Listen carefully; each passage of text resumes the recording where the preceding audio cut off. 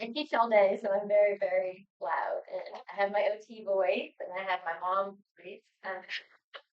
I do want to piggyback on both speakers today. I do practice saying world backwards in the shower to prepare for my middle mental. BLROW. Have a penny trick. Will not fail anytime soon. So, okay, hi ho, back to school we go. We all learn now that in OT, I did not drive the bus or ride on the bus. So I'm glad there's a lot of y'all here. Occupational profile. So, at a glance, Pennsylvania to Tennessee, I was a quarter. Kind of saying what she was saying before. Went to UT, Health Science Center. I am from Tennessee, Nashville area, so if the twang comes out a little bit, it will probably get thicker and thicker as I talk. Rocky Mountain University, OTA program director, was a business owner, owned aquatics for individuals. It was a big aquatic rehab. Tennessee to Florida. I do enjoy fishing and kayaking. As you can see, my occupational profile is not balanced at all. Working on that. Okay, so learning objectives today. Now that we've learned how to eat well and we've learned how to stage dementia, and I'm hoping that a lot of this is just review. It's just going to bring that information that you already know to the forefront so that you can implement it with your clients, patients, members, family, and so forth. So we're going to talk about by the end of this session, you guys will identify at least two changes a person with dementia may experience that increases their risk of falling. Identify two strategies to implement in a patient's home to decrease risk of falls. Recognize safety hazards in a client's home that may increase fall risks, and then also be able to describe and implement these interventions to reduce the risk of. I'm also going to identify and show a couple of the different assessment tools that should be used in a fall screening. And so we'll talk a little bit about that as well.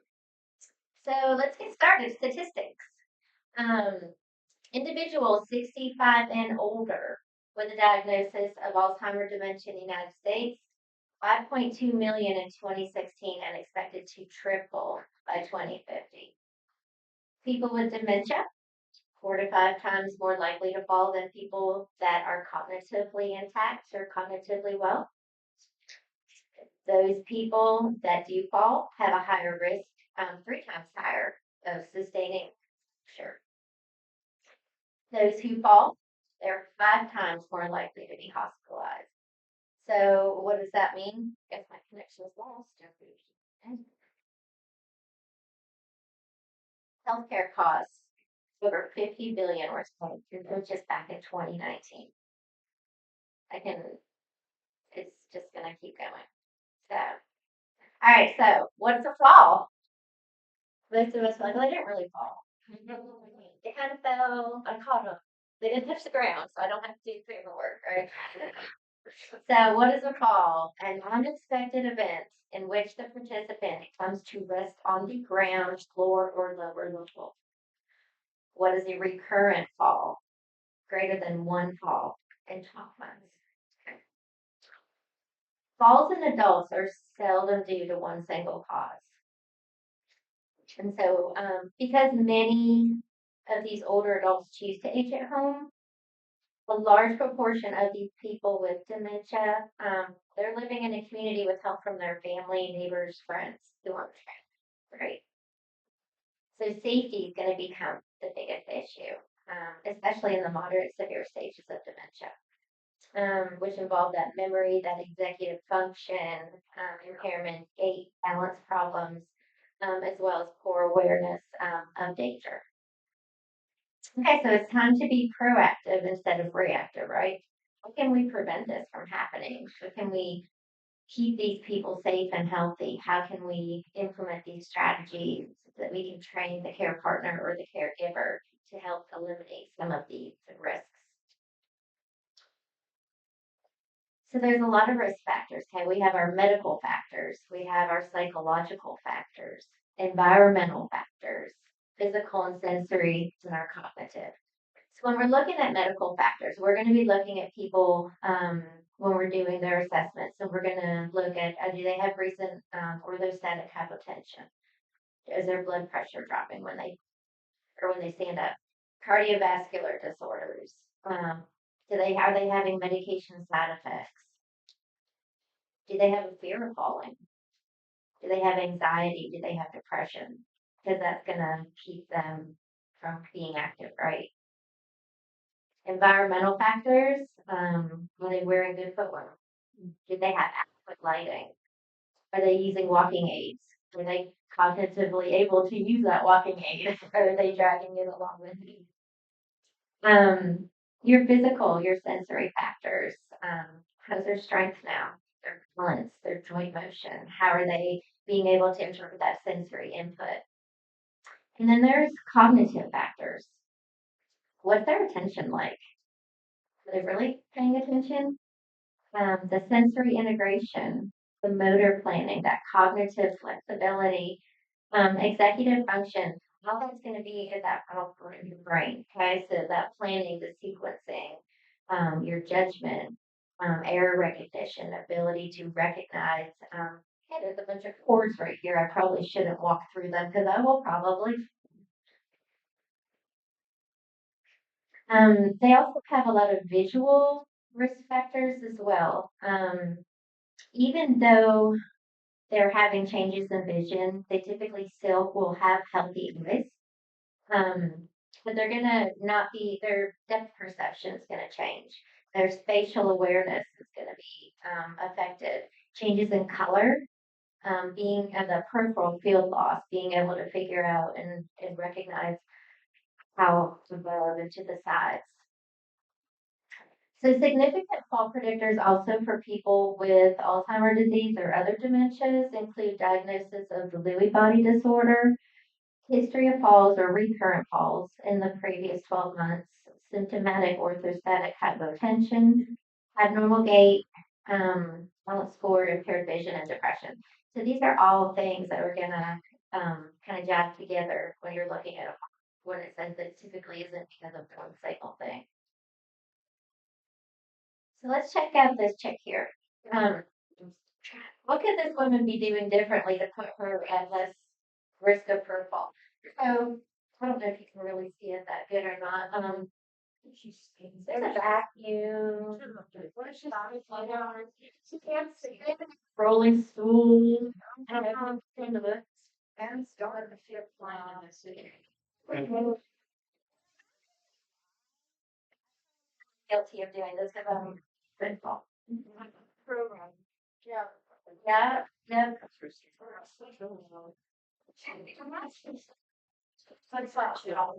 Yeah. I think it's fun. It's flip flop. Yeah.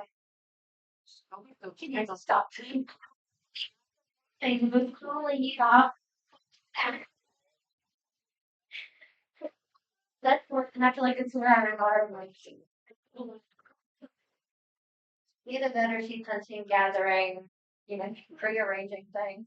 So, so these are some behavioral risks too, for their safety, their judgment, their like I'll be fine, kind of goes down the toilet, right? So all this is going to, is this okay? You guys gonna fall asleep? I'm gonna have you guys stand up and actually do the balance things in a second. So that's good. You think you're better? So no sneezing. Okay, so with activity participation too, it things start to slow down, okay? But it takes more time to be able to perform these things, right? So it's just easier to say, hey, I got this for you, or let me get this for you. So now you have Nana who's just sitting in a chair and she's like, okay. So now you have, you know, decreased cardiovascular, decreased strength, decreased cognition because you're not having to think, you're not having to do, right? Because everyone's doing it for you. Why? Because it's here. Um, with this, the impact on participation, the less they do, they're going to start, they have difficulty with that new learning. They're going to have impaired communication. They're going to have decreased social participation, which is going to lead to social isolation, right? Because they're not going to go anywhere. They're not going to do anything. Gina's going to sit in her room and maybe come out for meals. Maybe. Mm-hmm. And so then all this, spirals down, domino effect to increased dependency with your self care and home management. So there's different assessments. So first things first, all adults 65 and older should be screened for fall risk, okay? And it should be very multidisciplinary. It should include your executive function. So, we're going to be looking at not just can they stand on one leg for 5 seconds, I'm a fall risk. I'm going to tell you that right now. I probably should not be wearing these shoes. Um, but you need to be looking at the balance. We're supposed to be looking at the gait and looking at the executive function, combining all of these things together, okay? And when you're screening them, you're asking them, have you fallen in the last 12 months? Do you have difficulty with your walking or balance? Or the family members, because they're going to say, oh, I'm fine. They're going to be back there going like this, so they're not. Now, a screen, this is just a screen, okay, before you even do any of these assessments. The screen is positive if they have multiple falls, regardless of looking at their gait or balance, okay? If they have difficulty with walking and balance, you are definitely going to observe their gait balance, okay? But a screen is also positive if they've had one fall, but you do observe, let's say, gait impairments. Okay. This should be reviewed, right? Good. Yeah, like I can teach this class. So remember now, gait cognition falls closely related, all right? When we look at these gait assessments and the cognitive assessments, again, particularly that executive function, they all need to be integrated. Don't just check for the verb or don't just check for the functional reach test. You need to be looking, be very multimodal with it.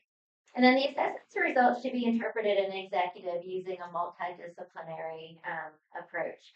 A lot of people, when you're working on these assessments with patients, clients, whomever, most of the family members, they're so focused on the current condition and the current symptoms that they're forgetting the person that they used to be prior to the diagnoses. So when you start doing these assessments and when you start implementing these treatment goals, this is where it's very important to use those meaningful activities, use these items were road familiar to that patient. When you're looking at their medical review, are they using multiple medications? Polypharmacy, 5 or more, right? That's going to increase their risk of falls by 21%. If they are taking 10 or more medicines, that's going to increase their risk by 50%. Okay.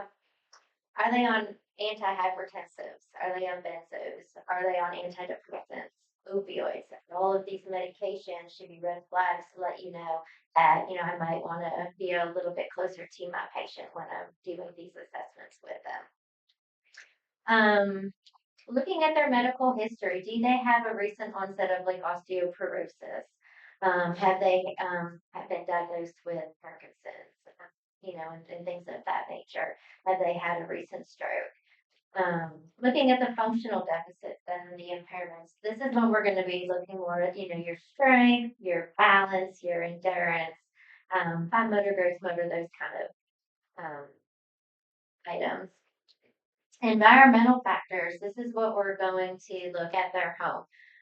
What are some safety things? What are some hazards that we can remove or eliminate or minimize to ensure that they're not going to fall? And then personal factors as well. Do they have a fear of falling? Because a lot of times if they have that fear of falling, they're not gonna walk as much, and then therefore that domino effect again spirals. So we're gonna always start with an occupational profile, kind of go back to our roots. We're gonna look at identity and identify these patterns. What's going on? When are they falling? Where are they falling? We're going to start looking for some patterns here. What are their routines? Do they bathe at night? Do they get up and use the restroom all night long? Do they need a bottle bladder program so that way they're not getting restless? Um, what are their roles? You know, are they a mom? Are they a grandma? Are they a brother, a sister, a friend? Do they enjoy going to church? How can we still be able to maximize occupational performance so that way they can still enjoy those roles and what's meaningful to them? And same with their values and interests. So here's some of the cognitive assessments that were mentioned earlier. I don't know if there's any students. I don't think there is. But if you're a student, you can get certified for the MOCA free, or if you're in education. Um, and then, of course, the short blessed, the dementia rating scale, the slums, and then the infamous Benny Mental. So those are some quick and easy tests that are good predictors. Same with vision. Being able to identify those deficits in contrast and glare sensitivity. I know I'm guilty if I have like a polished floor or like if you're walking across like a shiny floor or whatever, I have trouble with the glare. So my doctor, he's a genius. He decided that I needed one of those contacts where they're a close contact and a far away contact. Yeah, I'm on the struggle bus all day long. I'm just like, yeah, they don't work. And then I still have readers, so I'm all over the group right now. I'm like, so I thought this study was funny.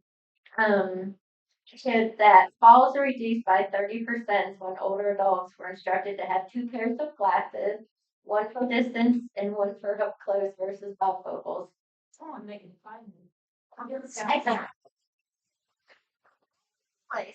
Yeah, we're too young to have one of those necklaces with I don't remember, but when I was so loose, I had like 20 pairs everywhere. And then, so now I just sport them on top of my head. It is, it looks all of it. It's functional. Kind of assessments too. The Darnell Index, if you guys are probably all familiar with that for the most part. It's a quick snapshot of that self-care and mobility aspect together. Again, ADLs are how are they using it? How are they what was their level of assistance before? What is it now? Are they using the adaptive device? Are they using it correctly? Do they need assistance and how much? And then again, we're going to assess the impairment for safety, home environmental assessments, considering all those factors if you're following. Okay, so here's some more little performance-based tests looking at the Berg, incorporating a dual tack element, the Tenetti, the four-step square, functional reach, 10 cog, 5 times sit to stand test, 30-second chair rest. These are all really good, quick, easy tips that you can do to be able to identify if your patient is at a fall risk. Again, people who are unable to stand on one foot for 5 seconds are also at a risk of injurious falls. So what do we do? How can we help these people? Think about all of the aging individuals now that are not in great care because they choose to stay at home, right? Or then they want to be with their family so they can't afford it. Care partner, that's the new term now. According to Medicare, it used to be caregiver, but it's care partner. Learning has occurred. There are 16 million Americans that are providing unpaid caregiver work to a loved one living with dementia without any skill or training. So what that means, they don't know how to, make their home safe. They don't know how to transfer them. They don't know how to walk with them. They're probably pulling them along, right? Um, if they do fall, they don't know how to safely get them up, or maybe they don't know of a plan. They don't know who to call or if they should call. Um, so these are things too. So education, again, on emergency alert devices and how to check for injuries to make sure that they're safe to be able to sit up, be able to get up off of the floor. So studies show that for every 1 hour on the floor, mortality doubles. So think about some of these individuals that fall and they're left on the floor because they can't get help. They don't have like that. I added the steady in there, the stopping elderly accidents, deaths, and injuries. It's off the CDC. It's a really good resource that can kind of help with caregiver training. Communication. Make sure, and I'm horrible at this. So my mother-in-law has dementia, and I speak very good. So like, I have to really, really hone in on my slow, calm skills and using short, simple sentences. So, and then also allowing that time for that information to process because I may ask her something and 30 seconds later she's going to answer, but I've already moved on to something else. And I'm like, oh yeah, I asked you that. And so I have to be able to slow down, not get frustrated with her as well, because she is still my mother's mom. So I think of it as so you know when we try to upload a window like on the computer and that stupid little spinny thing goes and it says processing, processing, processing. What do we do? We did it again, right? Yeah. So that's what we're doing to the individual dementia. We're overloading that. So now they're having to process every time you push a button because you're saying something and now you're saying it again. And you're saying it again, but now you might be using different words. And so now you've said it 5 different ways, 5 different times, and now they're confused and lost this last year's Easter egg. So be very careful with that. Interventions continue. So strengthening, studies show that exercises that are individually prescribed. I know a lot of us now are made to put all these people in a group and do group exercises, and they're really not client centered. But again, evidence shows that they do a lot better if they have individually prescribed exercises. They're monitored and adjusted as needed. Tai Chi, when I did own my aquatic business, we did a lot of Tai Chi in the water. It did eliminate a lot of the fear of falling because where were they going to go? So we would do that. Plus, we had the drag and the resistance of the water to kind of help it even that as well. Core strength training and Pilates. Everyone's going to leave here not drinking whole milk. We're going to sauna and we're going to exercise for an hour every day. That's all we're going to get out of this. Gait training and balance exercises. Do you know what perturbation training is or reactive balance? Say it again, I'm sorry. Perturbation training. So basically, do you want to say it? Yeah. Just when you're giving them, resistance. Yeah, like an extra nudge. Yeah, they might think you're mean, but like they're gonna be like brushing your teeth. You're gonna kind of bump them a little bit, just to see if like they're on their game. That's all. You're like, "Whoops." But so yeah, so you're gonna be judging that. Usually I will tell them I'm going to push them now or no. Sometimes I just stick up on them. And then recreational games, aerobic, or endurance activities as well. So studies have shown, very evidence-based though, that training on cognitive and motor concurrently is better than one task at a time. So who all knows what dual task training is? More than one activity at a time. So cool habits, right? We do it all the time. We can drink coffee and walk and listen to a podcast, making dinner. As you go through these stages of dementia, that doesn't happen as much, right? No, I could do cognitive retraining till the child comes home, but I'm probably not going to improve their cognition a whole lot, right? But studies have shown that if you do dual task training, that really improves their balance and that cognitive component necessary to perform that dual task action. So we're going to try. So everyone stand up with a partner. We probably need light.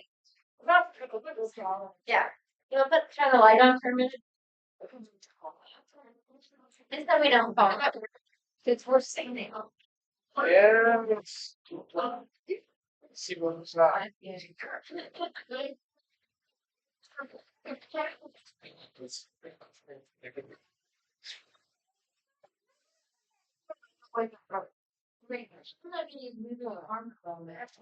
Come on. Can we can we do it here? Never, want to knock someone in the head and pushing them. So we're gonna have partner one and partner two. 1, 2, Okay. 1, 2. Now, partner one, I want you to time partner two. Okay. Okay. For 1 minute, Alright. your partner is going to. I want you to count how many times they move their arm circles. Okay, just small, over and over and over For 1 minute. for 1 minute. Okay. Okay, but you gotta time it. Ready? Ready? All right, I'm gonna time it. Ready? Go.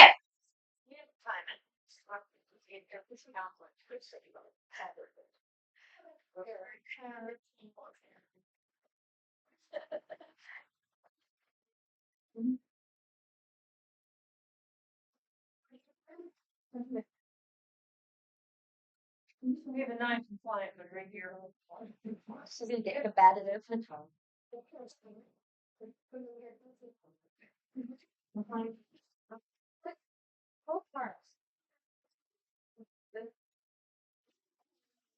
Sorry, it is both arms. I just was holding this microphone.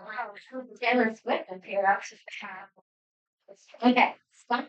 How many did your partner have?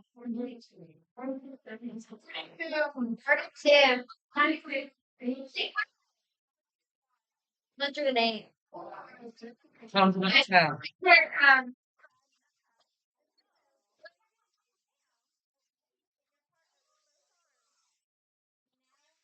Do it again, but you're gonna count backwards by 30. Wait, what? Wait, So now, partner that just did this, as they're doing it, they're gonna go 100, 97, 94. Now, with that, just count. It's still trying to get as many arm circles as you can. So, the official timer. Yeah. Wait, George. Alright. Alright. Mark.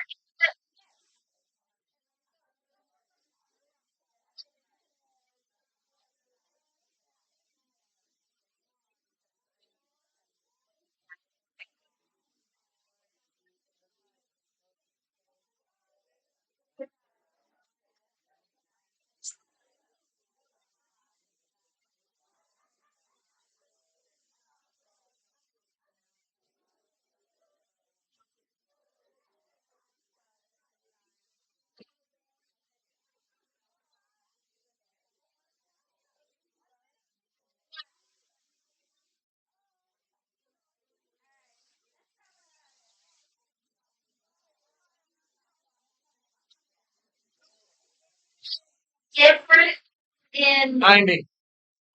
you're good. one of them came on the penis stick to the calendar. Okay. Nope. So now that you're doing the motor, and then you add that cognitive component in there. So the initial partners, y'all laugh, right? You're doing it next. So next, the other partner that just did the arms, you guys are gonna do knee slaps. Okay. So we'll do it 30 seconds. See how many you can do.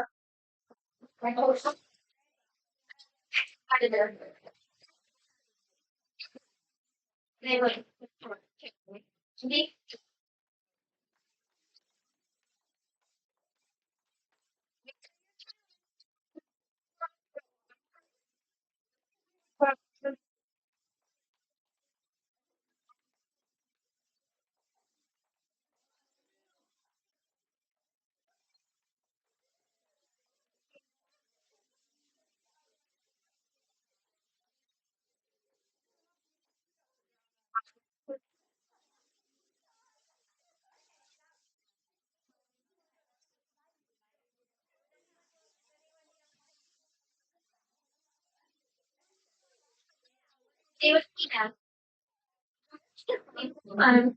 You are going to name the state of the United States. And we'll see. Names and work your way up. Your timer.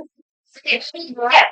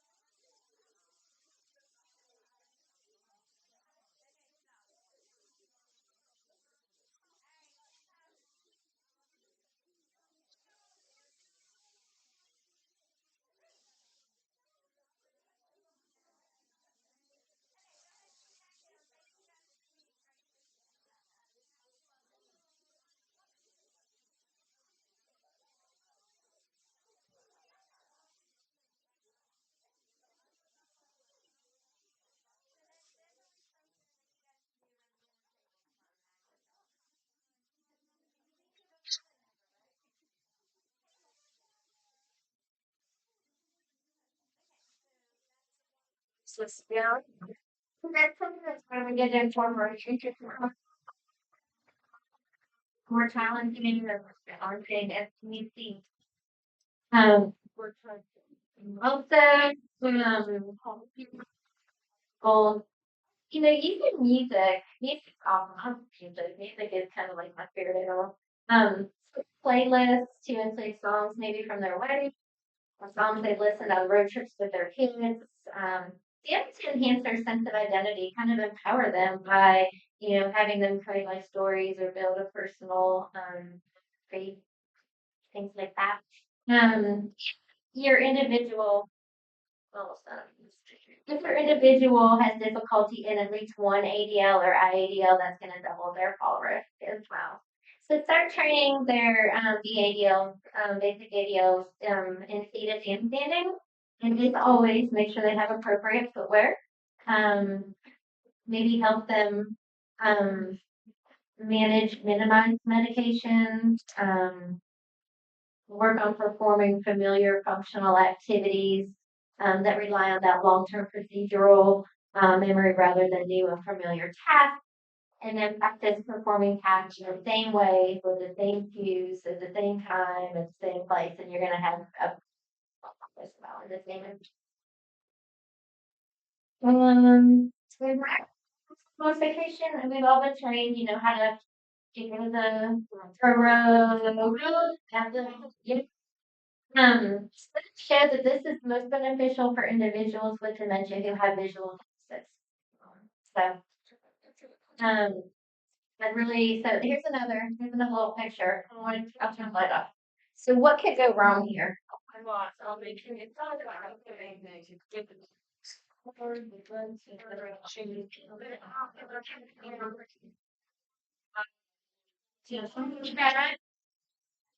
Figure out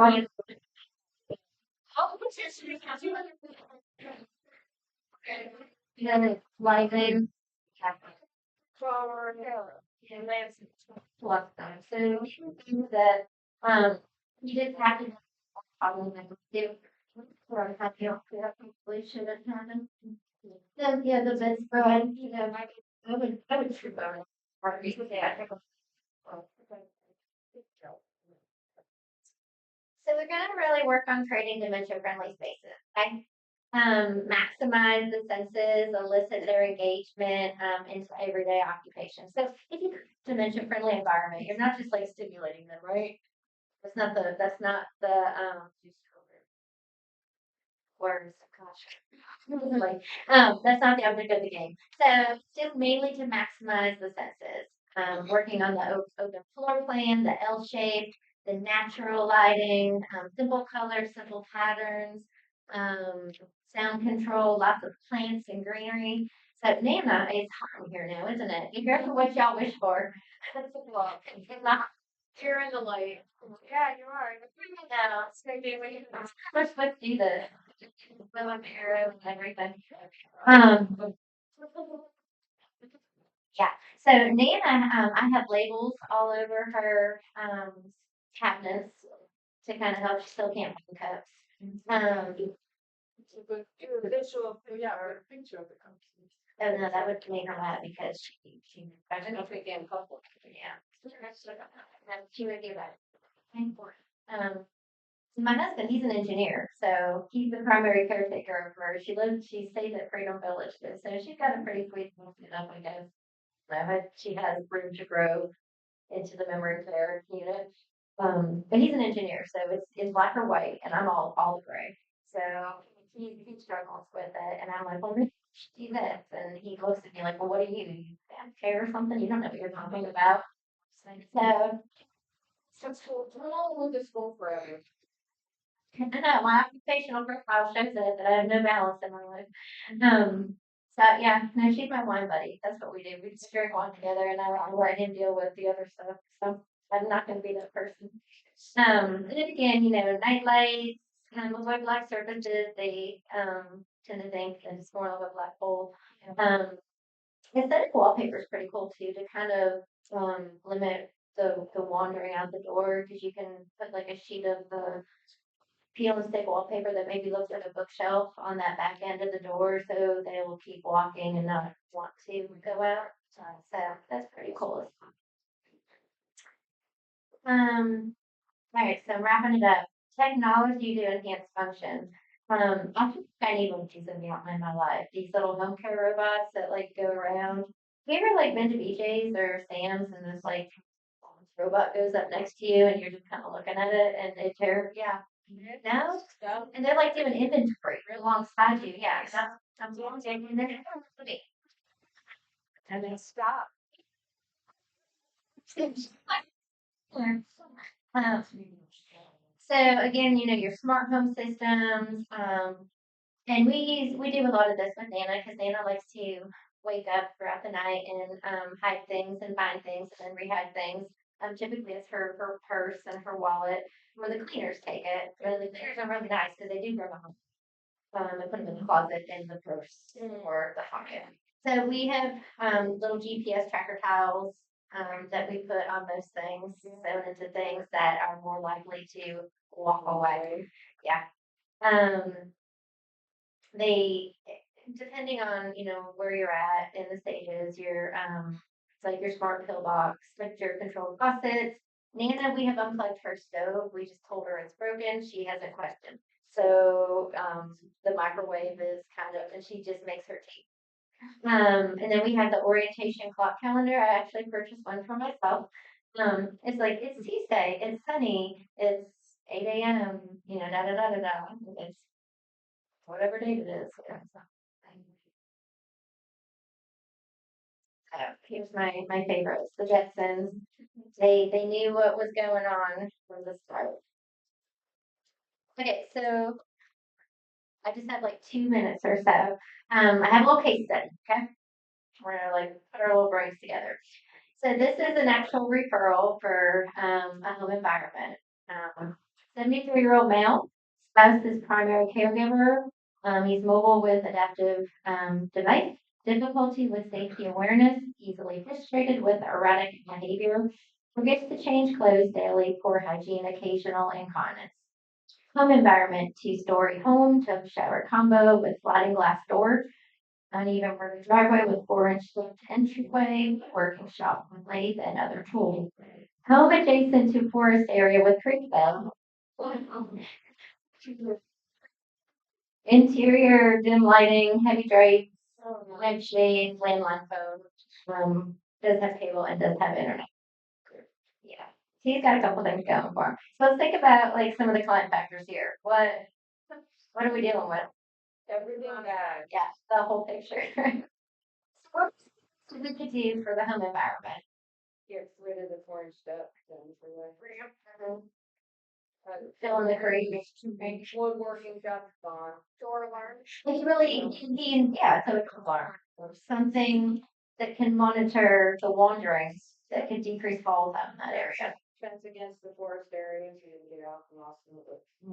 Or go in the river. What if it's really meaningful? He likes that. That brings him joy. For the door alarm time. Yeah. Dim lighting. Ramp for the entryways. Yeah. Heavy draping, don't take them out, but like. Yeah, because studies show that the natural lighting is really good. Take out the shower chair with the compression, they make the shower chair. Mm-hmm. With a little tub seat. Yeah, they make the tub sheet that you can do. Mm-hmm. Yep. Yeah.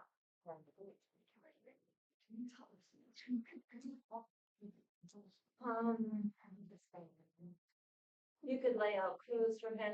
Walk the wood chop. Move the floors. Move the floor has.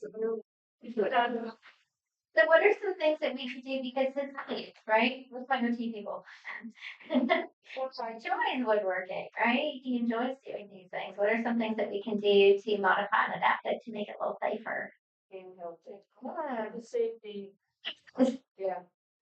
Handheld things that are dangerous. Yeah. More drills, power, anything. Yeah, house on. There's also all of Down great jams too. so we come in, that's like as a clinician, we can sit back and we can look at things that other people don't see, right? Because we're looking at things, we're kind of out of the box for people. So these are kind of just little tidbits of things that maybe somebody else, we haven't even talked about his erratic behavior and his poor hygiene and incontinence and those kind of things show. So they may only be focusing on those current symptoms, but again, they're forgetting that person that was before these symptoms. And they're always And if their bathrooms upstairs, they're just. the other street, right? All right, y'all. That is all I have here. My reference. You guys have any questions?